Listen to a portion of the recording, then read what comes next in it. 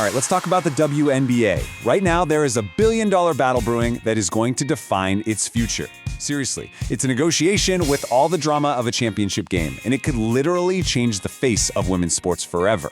So let's dive in. And that's not just me saying it, that's exactly how these contract talks are being described, a high-stakes championship game.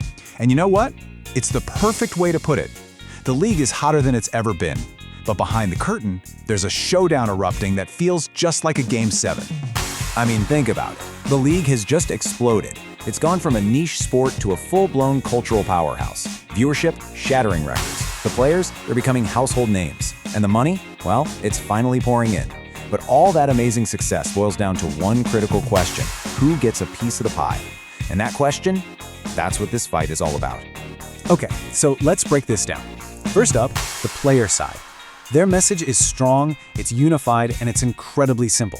It's basically, pay us what you owe us. And this isn't just about getting a bigger paycheck. No. For them, this is about respect. It's about getting their rightful share of the massive value they're creating on the court every single night. You can't talk about this without talking about the Caitlin Clark effect. Her arrival, along with other amazing superstars, has completely supercharged the league's economics. We're talking unprecedented attention, new fans, and a whole lot of new revenue.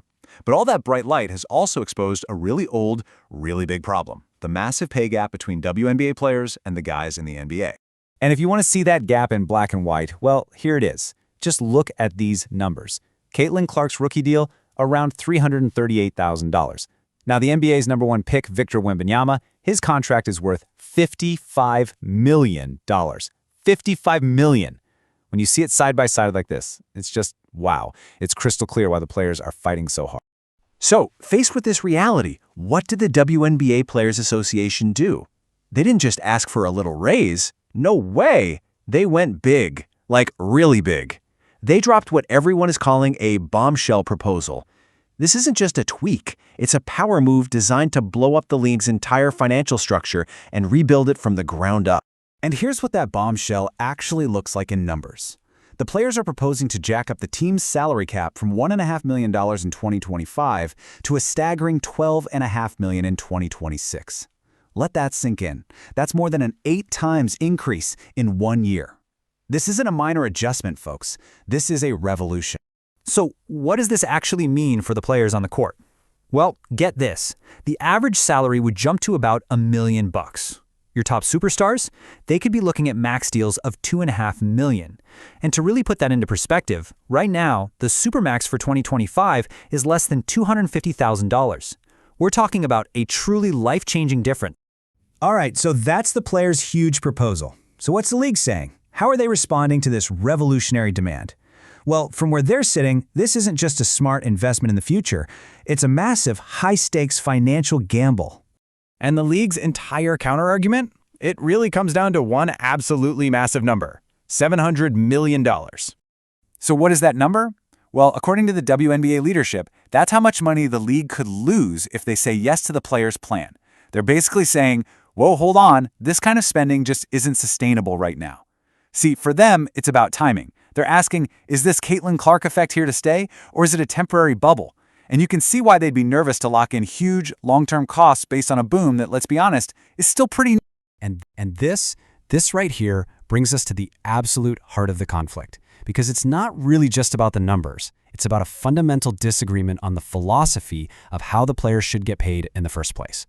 What the players are pushing for is something called revenue sharing. And the idea is actually pretty simple, but it's a game changer. Instead of a fixed salary, players would get a direct percentage of all the money the league makes. So if the league's business is booming, the players' paychecks are booming too. Their fortunes are literally tied together. So let's put these two models side by side. You've got the old way, predictable but tiny, 3% annual raises. It's safe, I guess, but it's totally disconnected from the insane growth the league is seeing. Then you have the proposed model, revenue sharing, which by the way is similar to how the NBA does it. Here, pay goes up when the league does well. The players are looking at a huge new media deal coming down the pike and saying, this old model, it's completely obsolete. But of course, the devil is always in the details, right? And the two sides are reportedly miles apart on some really basic questions, like what even counts as revenue? How do you account for all the league's expenses? And here's a huge one. What about the massive fees from new expansion teams like in Portland and Toronto? Do those go into the pot?